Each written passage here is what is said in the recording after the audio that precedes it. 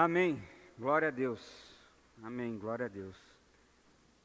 Meus irmãos, hoje nós vamos meditar num tema bastante inusitado. Bastante inusitado mesmo. Se você viu a chamada aí no Instagram, nas redes sociais. Nós estamos toda quinta na nossa caminhada no livro de Salmos. E hoje nós chegamos ao Salmo de número 60. E nós vamos pensar sobre um tema chamado Viva a Derrota. Você já celebrou derrota na sua vida? Você já celebrou dias em que você perdeu e você fala assim, que coisa maravilhosa, como foi bom ter perdido, como foi bom ter sido o perdedor, o derrotado nessa batalha. Bom, é claro que a gente não fez isso, dificilmente a gente faz isso, mas costumeiramente quando a gente perde, a gente reclama e murmura, porque dói, porque é natural que a derrota nos desanime. Mas eu quero convidar você então para abrir a sua Bíblia lá no Salmo de número 60. Nós vamos pensar um pouco sobre esse texto. Salmo de número 60, do verso 1 até o verso 12, diz o seguinte: Tu nos rejeitastes e nos dispersastes, ó Deus. Tu derramastes a tua ira. Restaura-nos agora. Sacudistes a terra e abristes fendas. Repara suas brechas, pois ameaças desmoronam-se. Fizestes passar o teu povo por tempos difíceis, deste-nos um vinho estonteante, mas aos que te temem, destes um sinal para que fugissem das flechas. Salva-nos com a tua mão direita e responde-nos, para que sejam libertados aqueles que os amam. Do seu santuário Deus falou. No meu triunfo dividirei Siquém e repartirei o vale do Socote. Gileade é minha, Manassés também, Efraim é o meu capacete, Judá é o meu cetro. Moabe é a pia que eu lavo a mão, é a pia que eu me lavo, e em Edom atiro as minhas sandálias. Sobre a Filístia dou os meus brados de vitória. Quem me levará à cidade fortificada? Quem me guiará a Edom? Não fostes tu, ó Deus, que nos rejeitaste e deixaste de sair com os nossos exércitos? Dá-nos ajuda contra os adversários, pois inútil é o socorrer do homem. Com Deus conquistaremos a vitória, e Ele pisoteará os nossos adversários. Vamos orar mais uma vez? Pai, nós nos colocamos diante de Ti com temor e tremor, e pedimos a ministração da graça do Senhor sobre nós nessa noite, e que esse texto, ó Deus, fale aos nossos corações de maneira poderosa, Pai. Pela Tua graça eu peço que o Senhor me use, ó Deus, apesar de mim, e que seja o Espírito Santo do Senhor conduzindo cada momento desse culto, em nome de Jesus. Amém. Meus irmãos, o contexto desse texto é bastante interessante. A gente sabe dele porque logo no título do livro de Salmos, aliás, logo no título do número 60 de Salmos, há escrito ali o seguinte: esse salmo associa as vitórias de Davi contra Arã-Naarim, Arã-Zobá e Edom. Isso está lá narrado em 2 Samuel 8, em 1 Crônicas e por aí vai. Então ele dá a localização temporal para nós, para que nós possamos saber quando esse salmo foi escrito, em que contexto ele está inserido.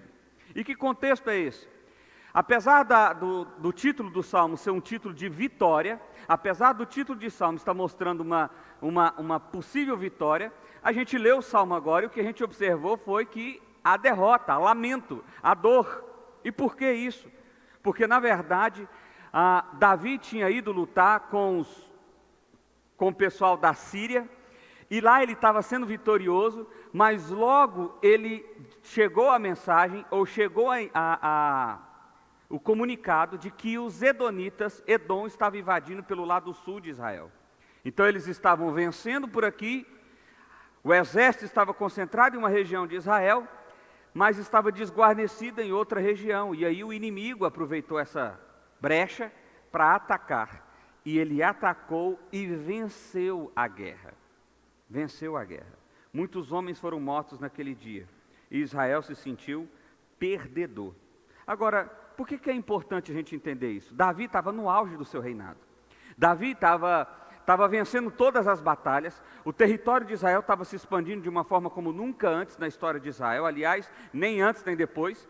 Davi era o grande ungido do Senhor, do qual conduzia o povo à vitória, mas o problema é que parece que os soldados e Davi começaram a entender que as vitórias que eles estavam tendo, inicialmente eram dadas por Deus, mas depois é porque eles ficaram bons demais em fazer aquilo. Eles começaram a entender que a vida que eles estavam levando, a maneira que eles estavam conquistando, a maneira que eles eram vencedores sobre os seus inimigos, tinha a ver com as suas estratégias, tinha a ver com o seu poder de armamento, tinha a ver com a sua capacidade de guerrear, tinha a ver com o exército grande, tinha a ver com eles mesmos. E é isso exatamente que nós fazemos nas nossas vidas, muitas vezes. Veja bem, não é incomum a gente ter o seguinte cenário: nós estamos passando por dificuldades, a coisa está feia, a gente ora ao Senhor, Deus graciosamente concede a mão dele bondosa sobre nós, nós então somos atendidos, vencemos sobre aquela demanda, as coisas começam a melhorar, e as coisas começam a prosperar, e num determinado caminho disso, a gente começa a pensar: como eu sou bom. Ah, se não fosse eu na minha vida. Ah, se não fosse eu fazendo o que eu faço. Aliás, por causa da pandemia, alguns têm dito assim, abertamente, eu não digo que façam isso nem por maldade, mas eu me incomodo com essa frase dizendo: eu venci o corona. Como? Se em tese não tem nem remédio para resolver esse negócio. Se em tese não tem nem tratamento certo para isso, é um chute. Porque não é isso que a gente está ouvindo na televisão o dia inteiro? Como você venceu? Como eu venci? Nós não vencemos nada. Foi Deus que nos fez passar por essa condição. Foi Deus que nos deu vitória sobre essa condição. Agora, perceba que quando a gente começa um negócio simples, e esse é um testemunho comum, a gente começa um negócio simples, as coisas começam a dar certo, as coisas vão melhorando e vão dando super certo, e a gente vai ficando já médio, depois vai ficando grande, e depois a gente vai entendendo que é a nossa competência que nos permitiu ter a vida que temos hoje. É isso que está acontecendo com Israel. Eles venceram muitas batalhas, e isso ensoberbeceu o coração deles. Eles se sentiram orgulhosos por causa das vitórias que tiveram. Em algum momento dessa caminhada, eles esqueceram que, na verdade, era Deus que estava conduzindo eles em suas vitórias. E é por isso que esse texto narra uma derrota tão maravilhosa. Uma derrota que é para nos lembrar quem Deus é e quem nós somos. Olha só o que é a primeira percepção que nós vemos nesse texto. Em primeiro lugar, abandonados por Deus. Olha só. Verso 1, tu nos rejeitastes e nos dispersastes, ó Deus. Davi agora está reconhecendo que foi Deus que rejeitou, Deus abandonou, o Senhor abandonou a gente, o Senhor não está mais com a gente. Derramastes a tua ira, que ele fala em 3 formas que Deus os abandonou. Primeiro, derramou a ira, a palavra derramar aqui no hebraico tem a ideia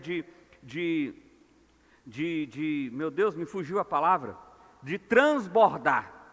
É quando a gente enche uma bacia lá e ela transborda. Ou seja, o Senhor deixou que a ira do Senhor transbordasse sobre nós. Nós estamos encharcados pela sua ira.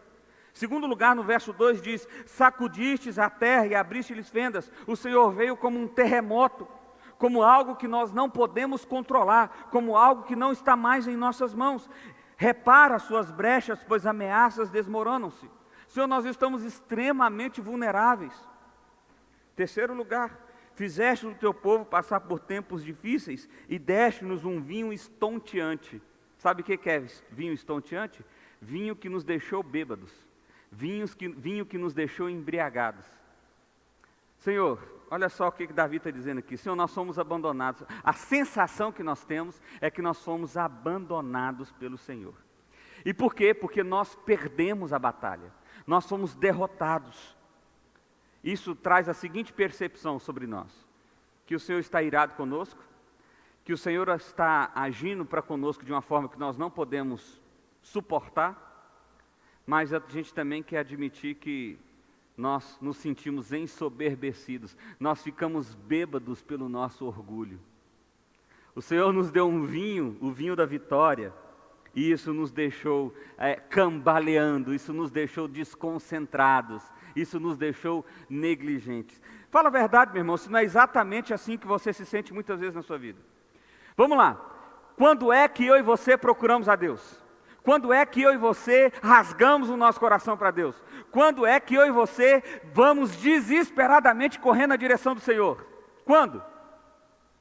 Quando a coisa está feia, quando a gente perde. Aliás, se você vê um jogo de futebol, por exemplo, o pessoal fala que o time que está ganhando não se mexe. E parece que o time que está ganhando não tem problema. Eu me lembro que o Flamengo agora, ano passado, ganhou tudo, era o melhor time do Brasil. Pelo menos era o que era dito. Trocaram o técnico perdeu 4 seguidas, o cara tinha acabado de chegar, tem que mandar embora, porque o lateral não presta, o atacante não faz mais isso, o outro estava na fase... O time já não prestava mais. Agora ganhou mais umas 2 ou 3, já é o melhor time de novo. E percebe que essa é a gangorra que nós vivemos também. Se as coisas na nossa vida vão bem, a gente se sente bem, a gente se sente, eu sou bom no que eu faço. Mas se elas começam a ir mal, Deus me abandonou, Deus não liga mais para mim, Deus está me fazendo sofrer. Sabe, algumas derrotas, elas são maravilhosas para as nossas vidas, porque elas nos revelam quem de fato nós somos. Elas mostram para nós quem de fato nós somos. Elas mostram para nós a nossa limitação e a nossa dependência de Deus. Por isso que é bom perder. Parece loucura, mas às vezes é bom perder. Segundo lugar, esse texto nos mostra que Deus é que é a vitória. De Deus é a vitória. Não existe vitória fora de Deus. Se não for Deus para vencer, não há vitória. No verso 5, Davi agora ergue a sua voz e diz: salva-nos com a tua mão direita e responde-nos. É um grito de desespero. Senhor, nós precisamos ouvir a sua voz. Nós precisamos saber o que está acontecendo. Porque o Senhor estava nos conduzindo em vitórias. Tá bom, a gente ficou orgulhoso, a gente começou a achar que as vitórias eram por nossas próprias mãos. Nós começamos a acreditar que era por nossa própria capacidade. Mas Deus responde a gente porque nós estamos desesperados, para que sejam libertos aqueles a quem ama. E aí do verso 6, Deus responde, olha só, do seu santuário Deus falou. Essa palavra santuário aqui, ela é melhor traduzida por santidade. É Deus se destacando no meio dos outros. A ideia aqui é que Deus falou, o único Deus, porque só Deus é santo, santo, puramente santo. Então Deus em sua santidade, em sua glória, falou. E o que ele falou? Ele disse o seguinte: no meu triunfo dividirei Siquém e repartirei Sucote. Gileade é minha, Manassés também, Efraim é meu capacete, Judá é o meu cetro. Deixa eu explicar uma coisa para vocês. O que está significando aqui, ele está narrando regiões de Israel, e ele está dizendo o seguinte: olha, vocês são meus. É como se Deus dissesse assim para nós: olha, a região sul do país, a região norte do país, a região nordeste do país, a região sudeste do país, é minha. Eu vou repartir, eu vou fazer. É ali, o cetro aqui significa onde vai estar o meu governo, que é Judá. Os reis sempre saíram de Judá. E por aí vai. Ele está dizendo, quem manda em Israel, quem é rei de Israel, sou eu. É como se ele estivesse dizendo para nós nessa noite, quem é rei da sua vida, sou eu. Em algum momento da sua caminhada, por causa das vitórias que você teve, você acreditou que você era o próprio rei da sua vida, o próprio condutor da sua história. Mas deixa eu deixar uma coisa clara para você, já que você está perguntando para mim se eu te abandonei. Eu sou o seu rei, Deus está dizendo. Eu é quem coordeno a sua vida, eu é quem coordena a sua história, eu é que divido, eu é que paro, eu que adianto, eu que trazo, eu é quem faço. Mas eu não sou dono só da sua vida, eu não sou rei só da sua vida, e é por isso que o texto continua, no verso 8 ele diz, Moabe é a pia que me lavo. Aqui era um lugar de humilhação na casa, é como se fosse o tanque da casa mesmo. Tanque não é um lugar assim, onde você leva uma visita, é? Você chega em casa e fala assim, deixa eu te mostrar o meu tanque. Você não faz isso. Tanque é lugar de lavar roupa, tanque é lugar da área de serviço. E Deus está falando assim, Moabe é onde eu me lavo. Moabe, que vocês têm tanto medo, que são inimigos de vocês, que vocês estão sempre em guerras, eu mando em Moabe. Eu mando em Moabe. Edom, olha só, ele continua: em Edom atiro a minha sandália. A gente vai falar sobre isso domingo. A coisa mais humilhante que se podia dar para um servo fazer era lavar os pés de alguém. Era a coisa mais humilhante que se podia fazer. Para você ter uma ideia, o israelita, quando ele tinha uma dívida muito grande e ele não conseguia pagar, ele se vendia como escravo por 6 anos para pagar aquela dívida que ele acumulou. É como quando a gente brinca que vai num restaurante, não tem dinheiro, nós vamos lavar os pratos. É mais ou menos isso. Só que o israelita era proibido pelos fariseus de exercitar o serviço de lavar os pés. Ou seja, cada casa tinha um servo que era responsável por lavar os pés dos convidados e daqueles que entravam na casa. Mas esse era o serviço mais humilhante a ser feito. Então, um escravo israelita não podia fazer isso. Normalmente seria um escravo de outra nação. Tipo um escravo classe B, alguma coisa assim, não sei. Para você entender. E aí Deus está falando assim: em Edom eu jogo as minhas sandálias. Edom é quem lava meus pés. Edom que venceu vocês na guerra agora. Edom que invadiu pelo sul onde vocês não estavam esperando. Vocês que estão clamando porque Edom venceu vocês. Pois eu quero dizer uma coisa para vocês: Edom é um servo meu. É o mais rebaixado de todos os servos que eu tenho. Ou seja, Deus está mostrando a sua grandeza. Essa questão que você está achando aí que é absolutamente impossível, e aí trazendo para a nossa realidade de vida hoje, é como se Deus estivesse dizendo: para mim isso é brincadeira de criança. Isso aí não é nada. Sobre a Filístia dou o meu brado de vitória. Os filisteus eternos inimigos de Israel até hoje. Deus está dizendo: sobre eles eu sempre venço.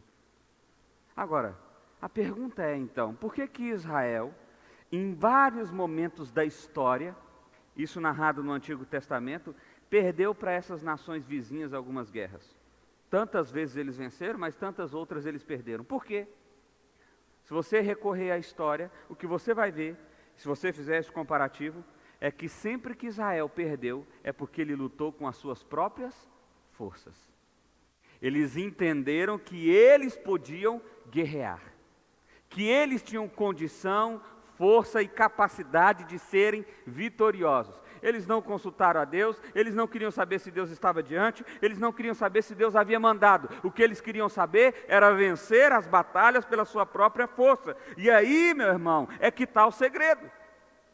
É bem possível que você esteja lutando batalhas e estejam perdendo, porque você está lutando apenas com o desejo do seu coração. Você não está ouvindo a voz do Senhor.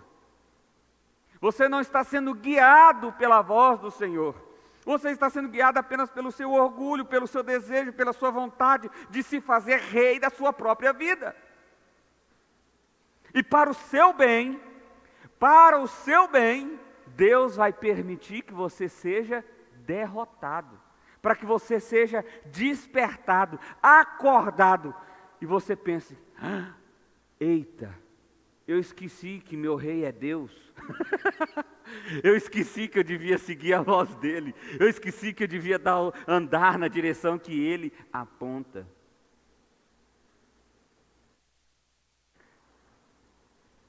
Derek Kidner, comentando esse texto, ele diz assim: Deus domina a cena de modo colossal. Já não se trata de rivais lutando por terras. Trata-se do senhorio que divide as terras e as tarefas exatamente como lhe apraz. Se tem alguém que é rei, se tem alguém que é soberano, se tem alguém que manda, é Deus. Sobre quem?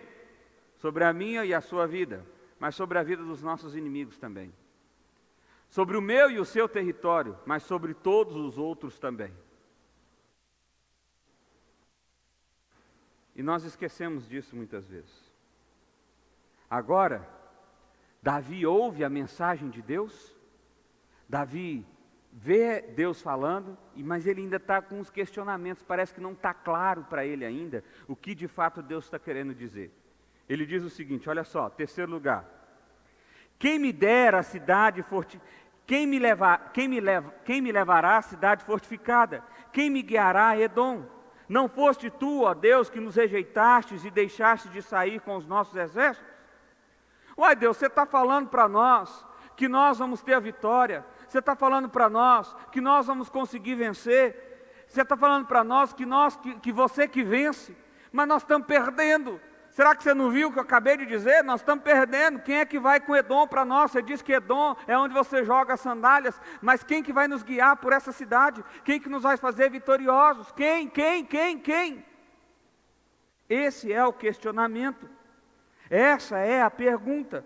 Davi está absolutamente atordoado com essa mensagem de Deus. Parece que ele não tinha entendido que Deus dá a vitória como Ele quer, de maneira soberana ou não. Melhor, parece que Davi não tinha entendido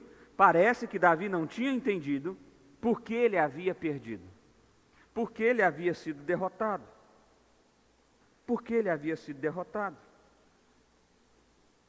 Verso 11, Davi se desperta e ele diz assim: dá-nos ajuda contra os adversários, pois inútil é o socorro do homem.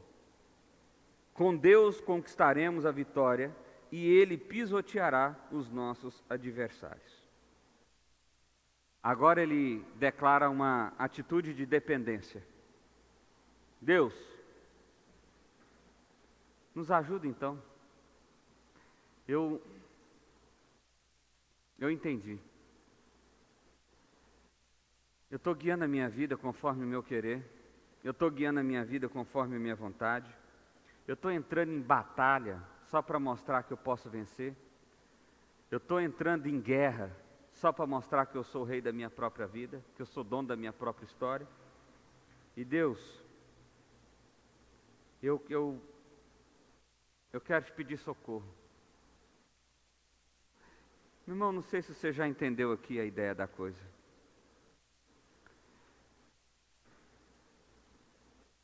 Se você está perdendo, se você está sendo derrotado, isso pode significar Deus chamando a sua atenção. Eu não estou dizendo que toda derrota é Deus chamando a nossa atenção, não. Mas eu estou dizendo que sim, existem algumas que são. E como que eu vou descobrir se é ou se não é? É simples, avalie. Você entrou nessa batalha motivado por quê? Pelo quê? O que motivou o seu coração a entrar nessa guerra? O que tem motivado o seu coração a viver a sua vida? É inútil o socorro do homem. A gente ouve direto essa frase. Eu já tentei de tudo, agora é só Deus. Você devia começar a vida com essa frase. Eu não tentei nada, mas agora é só Deus. Eu não tentei nada, mas agora é só Deus. Porque com tudo, você tentando ou deixando de tentar, a verdade é que só existe vitória com Deus. Se você for guiar o seu casamento conforme os seus desejos, conforme a sua vontade, se você for entrar em guerras dentro do seu relacionamento conjugal, conforme o teu coração, sendo o rei de você mesmo, deixa eu te dizer uma coisa, provavelmente você vai ser um derrotado. Se você for guiar os seus negócios, as suas amizades, conforme o desejo do seu coração, você vai apenas quer ganhar discussões, você apenas quer impor posições, provavelmente você vai ser um derrotado. Se você for um filho de Deus, em algum momento você vai ser derrotado. Porque Deus sempre humilha o arrogante. Presta atenção nisso. Deus sempre humilha o arrogante, sempre. E Ele sempre exalta o humilde. Ele sempre exalta o humilde. Ah, mas eu tenho recursos. Ah, mas eu tenho conhecimento. Eu tenho 72 doutorados. Eu tenho 25 faculdades. Eu tenho amizades com pessoas importantes. É inútil o socorro do homem. Será que você não entendeu isso ainda? Ah, pastor, mas eu estou lendo livros extraordinários, maravilhosos, como salvar o meu casamento em 50 dias. Daqui 50 dias você vem conversar comigo para você ver se deu certo. Porque se esse livro não for uma aplicação das verdades do Evangelho, se esse livro não te direcionar a como ser um marido segundo o Evangelho, você não vai experimentar nenhuma mudança. Inútil é o socorro do homem. Com Deus. Agora mudou tudo, olha só. Com Deus conquistaremos a vitória. Eles foram batalhar com a Síria, eles foram batalhar com Edom, sem Deus. Sem Deus. Mas agora não, agora eles estão indo com quem? Com Deus. E com Deus, meu irmão, nós vamos conquistar a vitória. Por quê? Porque Ele pisoteará sobre os nossos inimigos. Ele vai vencer os nossos inimigos. Ele vai nos fazer vitoriosos sobre as nossas batalhas. Meu irmão, se Deus te deu o privilégio de você crescer na sua vida, de você desenvolver áreas da sua vida, nunca pense que isso acontece a partir da sua própria capacidade. É Deus abrindo portas, é Deus conduzindo a sua história, é Deus vencendo as suas batalhas. Com Ele você desfruta disso. Sem Ele dá zebra. Se Ele é o seu pai, em algum momento Ele vai te fazer perdedor. Ele vai te fazer perdedor para o seu bem. Então olha só, pastor, eu estou vivendo esse contexto, eu estou me sentindo um derrotado. O que eu faço? Em primeiro lugar, dar glória a Deus. Coisa boa, meu irmão. Você está tendo a oportunidade agora de rever os seus caminhos, as suas motivações e poder agora fazer uma caminhada segundo o Evangelho de Deus. Segundo lugar, se você está sendo derrotado, observe então, reveja essas motivações e agora consiga ou caminhe na direção do Evangelho de Deus. Quem é o seu rei? Quem é o seu rei? O que motiva as suas decisões? Faça isso. Bom, o que fazer então? Vamos lá, o que fazer? Em primeiro lugar, entenda que não é porque você venceu algumas batalhas que você é vencedor. Não é porque você venceu um negocinho aqui, conquistou algumas coisinhas ali, que de fato agora você é o cara, que você de fato agora resolverá todos os problemas. Não. Segundo lugar, a arrogância da vitória é a ruína que conduz à verdadeira derrota. Preste atenção nessa frase. A arrogância da vitória é a ruína que conduz à verdadeira derrota. Porque, sabe o que o Novo Testamento diz? Os arrogantes não entrarão no reino dos céus. Terceiro lugar, não acredite na sua performance, na sua capacidade de fazer, na sua justiça própria. Não acredite nisso, meu irmão. Você vai quebrar a cara.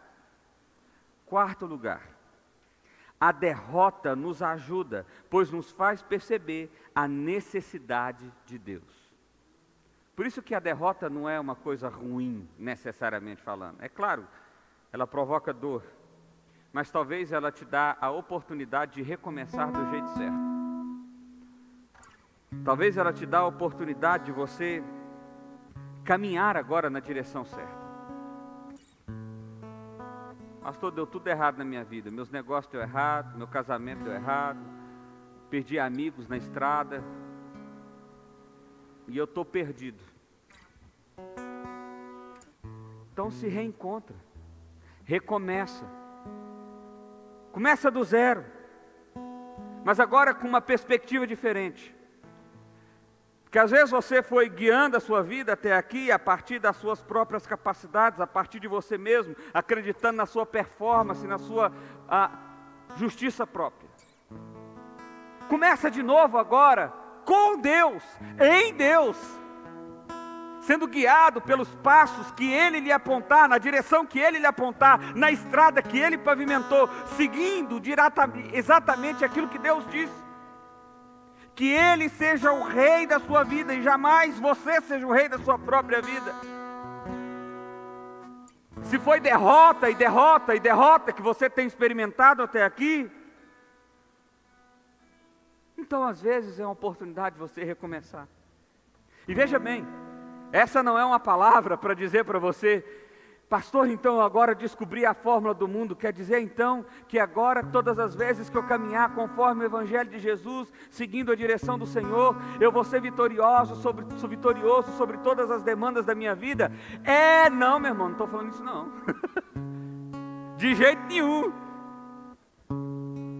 Mas você vai ser sim o vitorioso. Mas sobre aquilo que Deus prometeu para você, a vida eterna. Essa é a maior vitória que eu e você podemos conquistar. A nossa alma, o nosso corpo, a pessoa, eu e você, ser arrancada do inferno pela graça e pela misericórdia de Deus e ser colocada no céu eterno como herdeiro e vitorioso sobre a morte. Por diversas vezes a Bíblia usa essa linguagem: somos mais do que vencedores. Quinto lugar, saiba que só existe vitória com Deus. Sexto lugar, sempre dependa de Deus. Sempre, nunca dependa de você. Sempre dependa de Deus. Eu quero ler uma última frase. Ela diz o seguinte: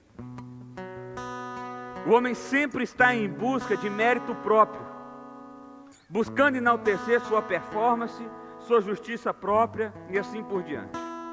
No entanto, o que aprendemos com o Evangelho é que sem a graça e a misericórdia de Deus, jamais encontraremos vida. Eu vou ler novamente, olha só. O homem sempre está em busca de mérito próprio, buscando enaltecer sua performance, sua justiça própria e assim por diante. No entanto, o que aprendemos com o Evangelho é que sem a graça e a misericórdia de Deus, jamais encontraremos vitória. Nós nascemos derrotados, nós nascemos perdedores, nós nascemos conduzidos ao inferno eterno. E a maneira de sermos vitoriosos não é a nossa justiça própria, não é a nossa performance e nem a nossa capacidade de fazer. É por isso que o Evangelho é graça, não depende de mim e de você. Depende do amor soberano de Deus alcançando as nossas vidas e nos fazendo vitoriosos sobre a morte. Isso é o Evangelho. Alguém que é totalmente derrotado, incapacitado de vencer, é tornado mais do que vencedor, herdeiro do céu eterno, filho do Deus vivo. É a esse Deus que nós exaltamos, é a esse Deus que nós entregamos as nossas vidas. Nós vamos ouvir um cântico. Queria convidar você para fechar os seus olhos e fazer dessa música uma reflexão para a sua vida.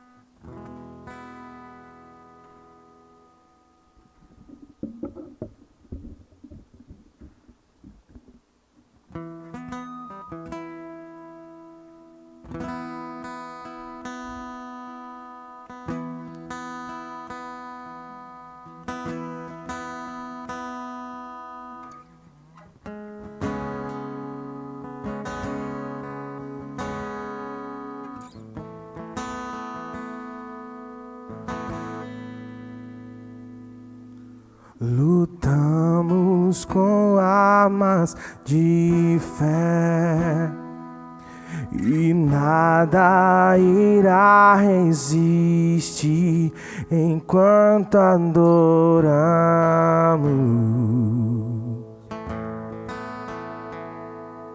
Em meio às tribulações, o nosso Deus é vencedor, nós adoraremos.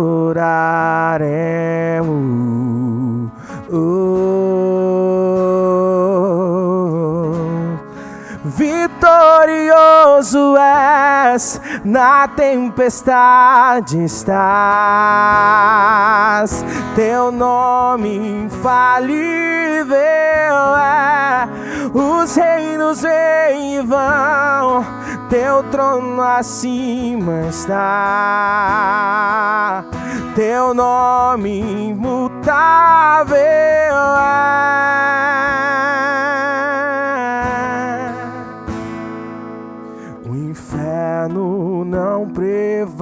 fortaleceu, e nada irá me impedir, eu te adorarei.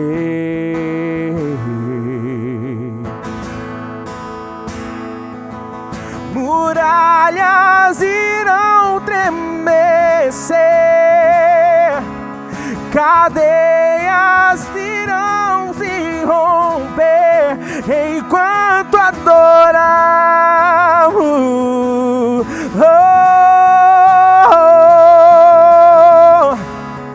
Vitorioso és, na tempestade estás, teu nome infalível és, os reinos vêm e vão, teu trono acima está, teu nome imutável és, vitorioso és, na tempestade estás, teu nome infalível é, os reinos vêm e vão, teu trono acima está, teu nome infalível é.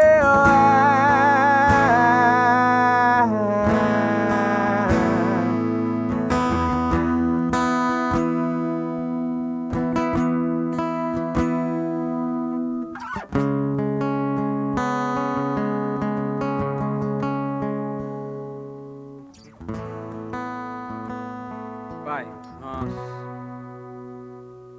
queremos pedir perdão, Deus, porque guiamos a nossa vida sem o Senhor. Tomamos decisões sem consultar ao Senhor, sem nos preocuparmos se isso agrada ao Senhor. Muitas vezes temos a cara de pau de dizer que ainda seguimos a Ti. Pai, em nome de Jesus, dispensa graça sobre nós. Se necessário for, Deus, nos faça derrotados, nos faça perder, mas desperta-nos, Deus, porque melhor é perder uma batalha, melhor é perder uma circunstância, do que estar longe do Senhor, do que caminhar afastado do Senhor. Então nos desperta, Deus, nos desperta para percebermos que só há vitória em Ti, que só podemos caminhar um caminho de triunfo com o Senhor, guiados pelo Senhor, tendo a graça e a misericórdia do Senhor manifestada sobre nós. Nos humilha, Deus, nos humilha em nome de Jesus. Quebra a nossa arrogância, para que possamos reconhecer o Senhor como nosso Rei, como o Senhor como nosso Deus, Senhor como Senhor de fato da nossa história. É a oração que fazemos a Ti, ó Pai, em nome de Jesus. Em nome de Jesus. Amém.